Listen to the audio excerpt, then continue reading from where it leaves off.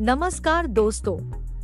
आपका स्वागत है योगेश महाजन लीगल चैनल पर। योगेश महाजन लीगल चैनल पर हम आपको प्रस्तुत करेंगे नवीनतम सुप्रीम कोर्ट के फैसलों और विभिन्न अन्य न्यायालयों के फैसलों पर और विधि ज्ञान को प्रसारित करने का प्रयास करेंगे। इस चैनल पर हम न्यायिक फैसलों के महत्व को समझाने और विधि समझौतों की युक्तियों को समझाने का प्रयास करते हैं।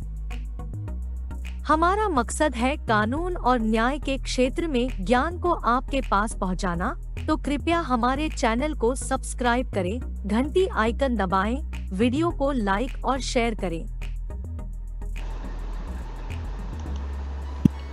दोस्तों, माननीय सुप्रीम कोर्ट का एक फैसला है जो कि 7 अप्रैल 2025 का है और यहाँ पर जो अपीलेंट हैं वो एक जज हैं, वो सुपर एनुएटेड हो चुके थे। और जब ये पिटीशन जो मींस जब ये ऑर्डर आया, जजमेंट आई है, तो उसमें जजमेंट में लिखा गया कि वो जज थे वो सुपर एनुएटेड हो चुके थे। तो उन पे एक एलिगेशंस लगाई गई थी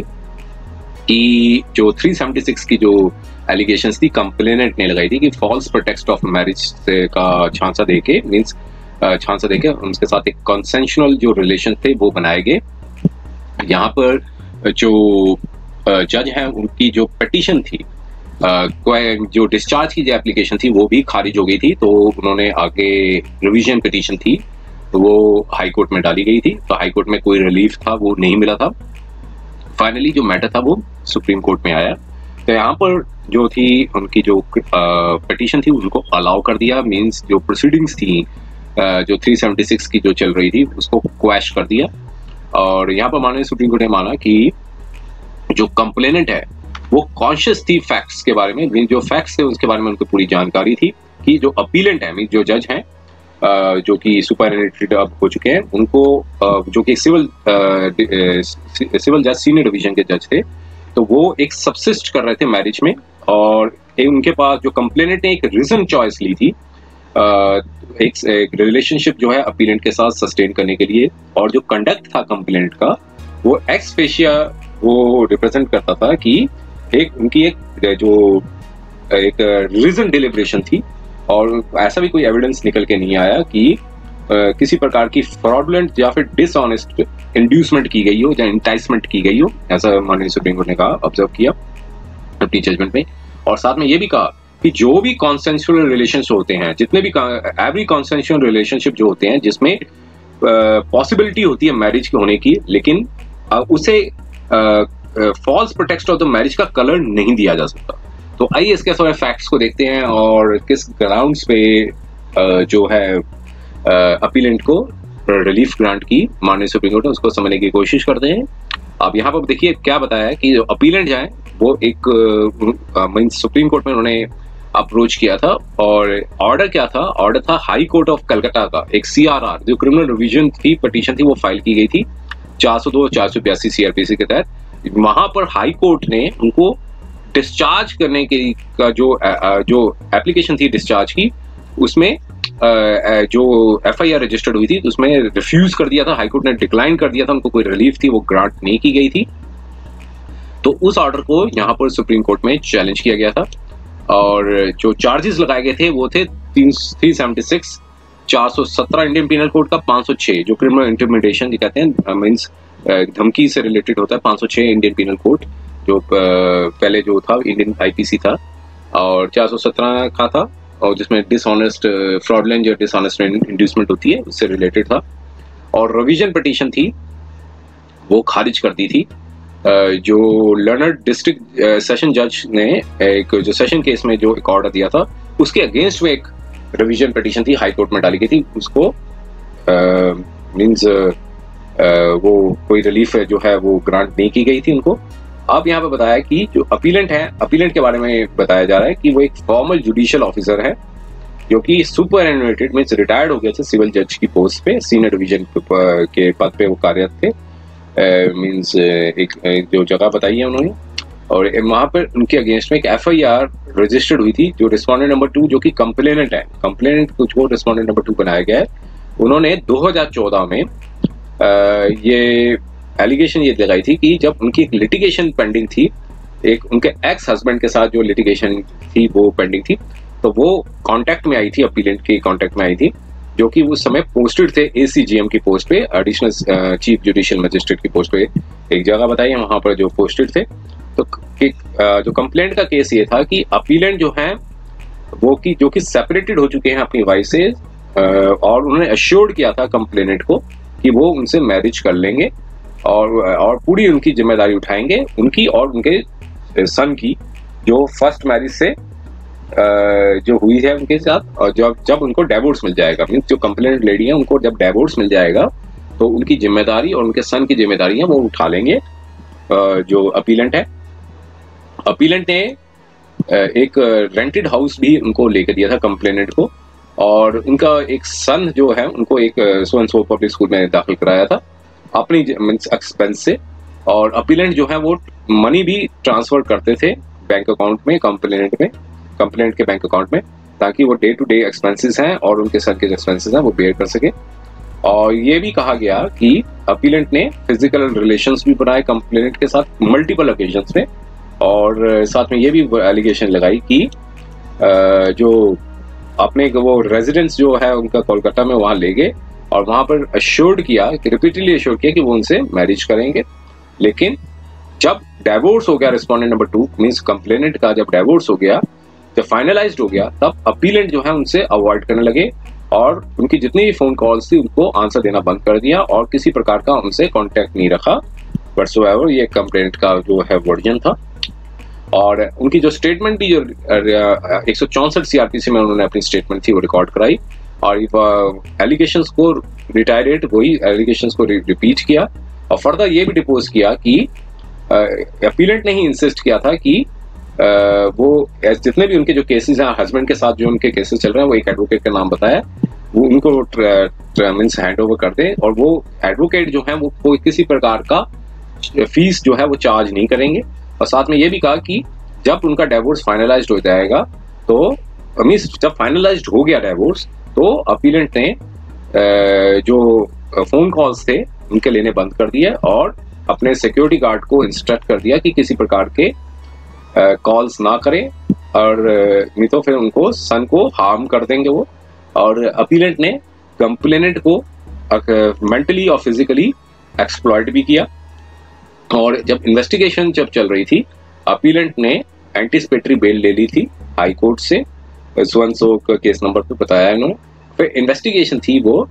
CID वेस्ट बंगाल को ट्रांसफर कर दी, और जो इसकी वजह से चार्जशीट थी वो फाइल की गई थी मींस अपीलेंट के अगेंस्ट में, और जिन एडवोकेट का नाम बताया गया उनके अगेंस्ट में, दोनों के अगेंस्ट में एक चार्जशीट थी वो फाइल की गई। मजिस्ट्रेट ने कॉजनेंस लिया, अपना एक ऑर्डर नंबर आया 1/5/2020 को, और जो कि अपीलेंट ने अब जैसे ही कॉजनेंस लिया मजिस्ट्रेट ने, तो अपीलेंट ने एक रिवीजन पिटीशन थी हाई कोर्ट में फाइल की, लेकिन जब हाई कोर्ट ने डायरेक्शन दी अपीलेंट को कि वो उनके पास एप्रोप्रिएट रेमेडीज होंगी जब केस जो है सेशन कोर्ट में भेजा जाएगा, कमिट किया जाएगा, तो फिर उस रिवीजन पिटीशन जो फाइल की थी पहले जो जज हैं उन्होंने जो रिवीजन पिटीशन जो फाइल की थी वो खारिज कर दी गई। जो और साथ में ये भी ऑब्जर्व किया कि अगर एलिगेशन में सब्सटेंस होगा, तो एक अगर प्राइम फेशियल मटेरियल होगा कॉजनेंस ऑफेंस में, मींस साथ में ये बताया कि जो रिवीजन पिटीशन जो थी वो डिसमिस कर दी गई। एक ऑर्डर आया था हाई कोर्ट का 2022 में, हाई कोर्ट ने ये ऑब्जर्व किया कि एलिगेशंस में सब्सटेंस है और प्राइम फेशियल मटेरियल जो है कॉजनेबल ऑफेंस का बनता है अपीलेंट के अगेंस्ट में।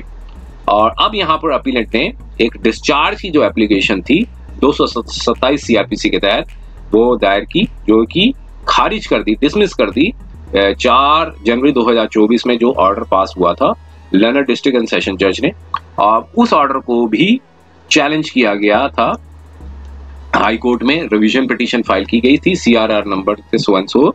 जो कि हाई कोर्ट ने उसको भी खारिज कर दिया, और जो ऑर्डर आया था वो 23 फरवरी 2024 में आया था। अब ये ऑर्डर आ गया, इसको चैलेंज किया गया था सुप्रीम कोर्ट में। अब सबमिशंस क्या दिया, अब उन सबमिशंस को थोड़ा सा आप गौर करते हैं। जो अपीलेंट के जो काउंसिल है, जो जज के जो काउंसिल हैं वो अवेयर हुए, और उन्होंने कहा कि जो ऑर्डर दिया गया 23 फरवरी 2024 का जो कि हाई कोर्ट ने पास किया, वो एक नॉन स्पीकिंग ऑर्डर है, और क्योंकि उस नॉन स्पीकिंग ऑर्डर में उसको कंसीडर नहीं किया गया कि जो रिलेशन था कंप्लेनेंट का और अपीलेंट का वो एक कंसेंशनल था, मींस दोनों की रजामंदी से लिया गया था और कई मींस 1 साल से ज्यादा चला था। और साथ में ये भी सबमिशन दी गई कि अपीलेंट और कंप्लेनेंट ने एक एडवांटेज लिया था अपने सोशल रिलेशनशिप को, और जो कि जो एक्शंस थे, जो consequences of the action, means उनके पूरी जानकारी थी कि जो एक्शन जो परफॉर्म कर रहे हैं उनके कॉन्सिक्वेंसेस क्या होंगे, उनके रिजल्ट क्या होंगे, उनके बारे में पूरी उनको जानकारी थी। और क्योंकि दोनों मैच्योर अडल्ट्स थे, जब एलिज्ड इंसिडेंट हुआ तो अपीलेंट जो कि जज हैं उनकी उम्र 56 साल थी और जो कंप्लेनेंट थी, जो लेडी हैं, उनकी उम्र 36 साल थी और उनका एक सन भी है जिसकी उम्र 11 साल थी। और इस साथ में ये भी आर्गुमेंट किया गया कि जो काउंसिल थे अपीलेंट के, जो जज के जो काउंसिल थे, उन्होंने आर्ग्यू किया कि एसेंशियल इंग्रेडिएंट्स जो थे 376 sub part 2 sub part F Indian penal code का, जो कि बताए गए, जो कि इंडिकेट करते हैं फॉल्स प्रॉमिस ऑफ मैरिज, वो अपीलेंट के अगेंस्ट में नहीं बन सकते हैं, क्योंकि ऐसा जो प्रॉमिस था वो अनइनफोर्सेबल था और इलीगल था। कंप्लेनेंट जो थी वो पूरी अपनी रजामंदी के साथ अपीलेंट के रिलेशनशिप में आई थी और उनको पूरी जानकारी थी कि वो एक शादीशुदा व्यक्ति हैं, और ये भी एक्नॉलेज किया था कि जो फिजिकल रिलेशन थे वो कंसेंशुअल थे और उस जो कि 376 की जो धारा है उसको कंस्टिट्यूट नहीं करते हैं। और फर्दर इंग्रेडिएंट्स जो बताए डिसऑनेस्ट और फ्रॉडुलेंट इंड्यूसमेंट का, वो भी क्लियरली एब्सेंट था, जो कि कंस्टिट्यूट करता है 470 इंडियन पीनल कोड का। और कंप्लेनेंट को पूरी जानकारी थी कि वो पर्सनल और प्रोफेशनल बैकग्राउंड क्या है अपीलेंट का, जब वो कंसेशनल रिलेशनशिप के साथ में एंटर की थी उन्होंने अपीलेंट के साथ, तो उनका प्रोफेशनल बैकग्राउंड और पर्सनल बैकग्राउंड का अपीलेंट का पूरा पता था। अब ये तो सबमिशंस थे, जो काउंसिल थे, जज के काउंसिल थे, उन्होंने जो अपनी सबमिशंस दी। अब जो स्टेट के काउंसिल थे, उन्होंने अपनी क्या सबमिशंस दी है, उन्होंने बताया कि जो सीआईडी के जो इंस्पेक्टर हैं, उन्होंने अपना एक एफिडेविट फाइल किया था स्टेट ऑफ वेस्ट बंगाल से, और साथ में बताया कि एक प्रकार का जो मटेरियल एविडेंस जो रिकॉर्ड में है वो साबित करता है कि अपीलेंट जो है वो एसीजीएम की पोस्ट को होल्ड करते थे और अपनी पोस्ट का उन्होंने जो यूज किया है ताकि वो विक्टिम का जो ट्रस्ट है वो ले सकें, और उन्होंने शादी के लिए एक प्रॉमिस भी किया था। अपीलेंट ने यहाँ पर अपना अनड्यू एडवांटेज लिया है पोजीशन का, और जो रेस्पोंडेंट नंबर 2 की को एक्सप्लॉइट किया कि फॉल्स प्रिटेक्स्ट ऑफ मैरिज का झांसा, शादी का झांसा देके उनको एक्सप्लॉइट किया। और साथ में ये भी सबमिशन दी कि जो मटेरियल्स हैं जो रिकॉर्ड में और जो स्टेटमेंट थी विटनेसेस की, जो कि सिक्योरिटी गार्ड थे, ड्राइवर थे, उन्होंने ये भी कहा कि अपीलेंट जो है, जो जज हैं, वो इलिसिट रिलेशनशिप्स थे, उनका कई मींस वुमेन्स के साथ इलिसिट रिलेशनशिप्स था, और वो जो हैं एक इंटरमीडिएटरी के तौर पे मैनेज करते थे पर्सनल अफेयर्स को, ताकि वो रिलेशनशिप्स को फैसिलिटेट कर सके। और जो सीएफएसएल की जो रिपोर्ट थी वो रिवील करती थी कि जो सीडीआर था मोबाइल नंबर सो का और सो व्यक्ति का, वो अपीलेंट द्वारा यूज किया जाता था। और एनालिसिस था, वो ये बताया गया कि 4 मोबाइल नंबर्स थे, वो साबित शो करते थे कि जो मोबाइल सेट नंबर सो था ईमेल नंबर का, जो कि अपीलेंट का था, वो एक कॉमन डिवाइस था। और स्टेट के काउंसिल ने यह भी आर्ग्यू किया कि जो क्लियर इनकंसिस्टेंसीज आई हैं नरेशन की, कंप्लेंट की, और क्लियर कंसिस्टेंसी आई है, नॉट इनकंसिस्टेंट, क्लियर कंसिस्टेंसीज आई हैं रिस्पोंडेंट नंबर 2 की जो कंप्लेंट है और विटनेस की जो स्टेटमेंट्स है, टेस्टिमोनीज है, और मटेरियल एविडेंस जो कलेक्ट किया गया था जांच में, वहां से एक प्राइम फेशिया केस जो है 376 sub part 2, 417, 506, 120 B Indian penal code का वो बनता है अपीलेंट का, 376 sub part 2 sub part F का। तो यहाँ पे ये भी आर्गुमेंट दिया कि हाई कोर्ट ने राइटली डिसमिस की थी रिवीजन पिटीशन को, जब डिस्चार्ज की स्टेज पे कोर्ट ने कहा कि जबकि कोर्ट जो है उनको एक मिनी ट्रायल जो है वो कंडक्ट नहीं कर सकती है, और जब फ्रेमिंग ऑफ द चार्जेस हो सिर्फ यही देखा जाता है कि प्राइम फेशिया केस बनता है कि नहीं बनता, और केस जो है रीजनेबल डाउट से बियॉन्ड पे है वो उस स्टेज पे नहीं देखा जाता है जब चार्जेस फ्रेम किए जाते हैं, सिर्फ प्राइम फेशियल लेवल पर देखा जाता है। और बियॉन्ड रीजनेबल डाउट है वो जब अक्यूटल होता है तब वो देखा जाता है, वैसे जो अक्यूटल या कन्विक्शन होती है। तो यहाँ पर स्टेट की असर्शन ये थी कि अपीलेंट जो है must stand the test of the trial, तो उन अपीलेंट को ट्रायल के बाद ही कुछ देखा जा सकता है, इसलिए उनको ट्रायल फेस करना चाहिए। ऐसी सबमिशंस थी। अब सबमिशंस को कंसीडर किया कोर्ट ने कहा हमने सबमिशंस थी वो केयरफुली कंसीडर की, जो काउंसिल्स थे पार्टीज के और इस प्रेजेंट केस को देखते हुए। अब क्वेश्चन जो था कि बिफोर हाई कोर्ट के पास था और सब्सिक्वेंटली इस कोर्ट के माननीय सुप्रीम कोर्ट के ये आया है कि जो एलिगेशंस जो थी अपीलेंट के अगेंस्ट में लगाई गई हैं, क्या वो एलिगेशंस ऑफेंस 376 2 सबपार्ट एफ 417 506 का वो कंस्टिट्यूट करती हैं, और क्या जो केस है अपीलेंट का वो फिट है डिस्चार्ज के लिए अंडर 227 सीआरपीसी के तहत। अब यहाँ पे कोर्ट ने पहले एफआईआर को परज्यू किया और कहा कि देखा कि कंप्लेनेंट ने जो स्टेटमेंट थी 164 सीआरपीसी में भी दी थी और क्लियरली एस्टेब्लिश करता था कि जो अपीलेंट और कंप्लेनेंट है वो कांटेक्ट में आए थे 214 में, जब मैट्रिमोनियल डिस्प्यूट्स थे जो कंप्लेनेंट की मैरिज से अराइज हुए थे। ये कंप्लेनेंट का केस था कि जब उस समय अपीलेंट ने ड्यूली इन्फॉर्म किया था कि वो अपनी वाइफ से सेपरेट हो चुके हैं, और कंप्लेनेंट भी वेल अवेयर थी पर्सनल और प्रोफेशनल बैकग्राउंड क्या है अपीलेंट का, और जिन्होंने फाइनेंशियली हेल्प थी अपीलेंट से ली थी अपने लिए और अपने सन के लिए, और उन्होंने केयरफुली वेट किया, अपना डिसीजंस को वेट किया था जब वो रिलेशनशिप में अपीलेंट के साथ आई थी। अगर कोर्ट ने कहा कि अगर हम केस कंप्लेंट के केस को देखें और फेस वैल्यू पर भी लें कंप्लेंट केस पे, तो यहाँ पर ये बताया कि जो रिलेशनशिप था वो एक ऑफर ऑफ द मैरिज पे बेस्ड था, और कंप्लेनेंट यहाँ पर ये प्लीड नहीं कर सकती, उनकी किसी प्रकार की मिसकंसेप्शन हुई थी और फैक्ट्स जहाँ पे false protection of the marriage जो है वो प्लीड नहीं कर सकती हैं यहाँ पे।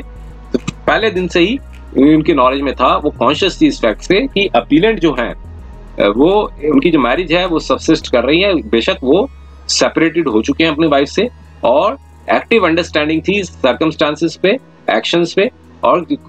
जो कॉन्सिक्वेंसेस थे एक्ट्स पे। कंप्लेनेंट ने अपनी एक रीजन चॉइस ली थी ताकि वो अपीलेंट के साथ रिलेशनशिप को सस्टेन कर सके। कंडक्ट था रिस्पोंडेंट नंबर 2 का जो एक्स फेशिया ये रिप्रेजेंट करता है कि एक प्रकार का एक रीजन डिलिब्रेशन था, और जो कि माननीय सुप्रीम कोर्ट ने समराइज किया था। एक जजमेंट आई थी Pramod Suryabhan Pawar versus state of Maharashtra, उसके कंटेंट्स थे यहाँ पर लिखे, 2019 की जजमेंट थी। अब यहाँ पर कहा कि हमारा जो व्यू है, कंसिडर व्यू है, अगर जो एलिगेशंस थी एफआईआर की और चार्जशीट को अगर हम फेस वैल्यू पर भी ले लें तो ये काफी इम्प्रोबेबल होगा कि रिस्पोंडेंट नंबर 2 ने एक किसी जो कि फिजिकल रिलेशनशिप में एंगेज हुई थी सिर्फ इस एश्योरेंस के साथ कि वो मैच उनके साथ शादी हो जाएगी, और जो कि ऐसा एक राइटली ऑब्जर्व किया गया था ऑनरेबल कोर्ट ने Prashant Bharti versus state of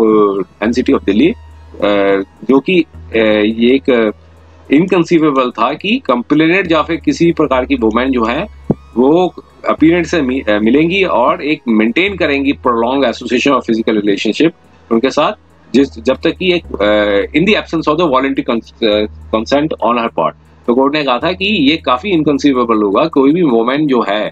वो अपीलेंट से मिलेगी और इस प्रकार का लंबा प्रोलॉन्ग एसोसिएशन फिजिकल रिलेशनशिप करेंगी जब तक कोई वॉलंटरी कंसेंट ना हो उनकी साइड से। तो एक जजमेंट कोर्ट आई थी उदय वर्सेस स्टेट ऑफ कर्नाटका की, उस जजमेंट को भी रिप्रोड्यूस किया है यहाँ पे। अब यहाँ पे कहा कि जो एविडेंस को हमने केयरफुली रीड किया और जो कि ये साफ बताता था कि कोई भी एविडेंस है अपीलेंट के अगेंस्ट में नहीं बनता है जो उससे कंक्लूड किया जा सके कि किसी प्रकार की फ्रॉडुलेंट या डिसऑनेस्ट इंड्यूसमेंट जो है वो कंप्लेनेंट के साथ की गई हो, जो ऑफेंस है 415 का बनता हो। हम साथ में ये भी बताया कि ये भी आर्ग्यू किया गया है कि अपीलेंट जो है वो उन्होंने अपनी पावर का जो कि पोजीशन थी पावर की, तो उन्होंने एक इन्फ्लुएंस किया था, लेकिन कुछ भी रिकॉर्ड में नहीं आया कि किसी प्रकार की इंड्यूसमेंट या इंटेसमेंट की हो, और कोई भी मटेरियल रिकॉर्ड में नहीं है कि किसी प्रकार की थ्रेट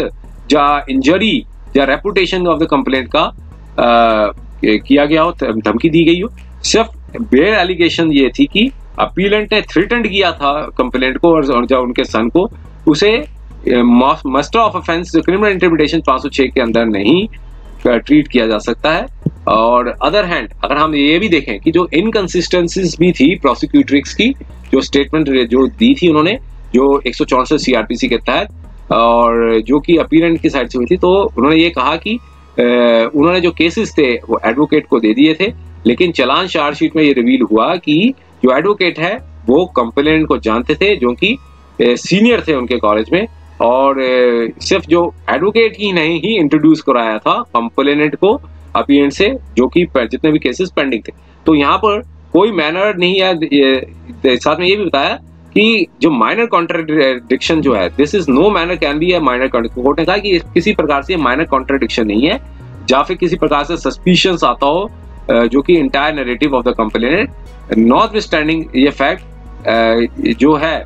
किसी भी प्रकार से रिलेशन इसको बिटरस नहीं कर सकता कि जो रिलेशन थे अब अपीलेंट और कंप्लेनेंट के वो कंसेंशनल नहीं थे। अब यहाँ पर कहा कि there is a growing tendency है क्रिमिनल प्रोसीडिंग्स को इनिशिएट करने के लिए जब रिलेशनशिप्स जो हैं वो खराब हो जाते हैं। अगर जो रिलेशनशिप है जो मींस कंसेंशनल बनाए गए, अगर वो उनमें खटास आ जाए, तो ये कहा कि क्रिमिनल प्रोसीडिंग्स को इनिशिएट कर दिया जाता है। हर कंसेंशनल रिलेशनशिप है जो जिसमें पॉसिबिलिटी होती है मैरिज की, कि मैरिज हो सकती है, उसे इस प्रकार का रंग नहीं दिया जाता था कि ये फॉल्स प्रोटेक्स्ट ऑफ द मैरिज है। और इस प्रकार का जो लिस्ट है जो बताता है कि abuse process of the law under in ऐसे सर्कमस्टांसेस पे हम यहाँ पर ये पाते हैं कि ये केस फिट बनता है कि प्रोसीडिंग्स को टर्मिनेट कर दिया जाए at the stage of the charge itself. तो इंसिडेंट जो साथ में कोर्ट ने कहा कि 2014 का था, और फर्दर लिटिगेशन जो करेंगे तो वो प्रोलॉन्ग करेगी सफरिंग को दोनों पार्टीज को, जो कि अपनी सेपरेट लाइफ जी रहे हैं। हमारे कंसिडर व्यू पे जो फैक्चुअल मैट्रिक्स को कंसिडर करते हुए ये क्लियर था कि जो फिजिकल रिलेशन था कंप्लेनेंट और अपीलेंट का वो कंसेंशनल था। उसे ये नहीं कहा जा सकता कि उनकी कंसेंट के अगेंस्ट में था या फिर उनकी मर्जी के अगेंस्ट में था। जो इन द लाइट ऑफ फोरसेट हम यहाँ पर ये भी कंसिडर करते हैं, कंसिडर ओपिनियन देते हैं कि जो इंटरेस्ट ऑफ जस्टिस को देखते हुए अगर हम इस प्रोसीडिंग्स को टर्मिनेट कर दें इस स्टेज पे, तो ये इम्पीच्ड ऑर्डर था हाई कोर्ट का जो कि पास हुआ था honourable high court of Calcutta में CRR में, उसको सेट असाइड कर दिया। क्रिमिनल अपील थी उसको अलाउ कर दिया। तो ये जजमेंट आई थी 7 अप्रैल 2025 में। उम्मीद है कि यह वीडियो आपको पसंद आया होगा। अगर आपने अभी तक हमारे चैनल को सब्सक्राइब नहीं किया है तो कृपया इसे सब्सक्राइब कर ले और बेल आइकन दबाकर नोटिफिकेशन प्राप्त करें ताकि आप हमारे नए वीडियो से अपडेट रह सकें। अगर आपको यह वीडियो पसंद आया हो तो कृपया लाइक करें और अपने दोस्तों के साथ शेयर करें। हमारे चैनल पर आपको न्यायिक मुद्दों, कानूनी सलाह और कानूनी अपडेट्स के बारे में नवाचारिक और महत्वपूर्ण जानकारी मिलेगी। हमारे साथ बने रहें क्योंकि योगेश महाजन लीगल आपके कानूनी सवालों का सहायक है।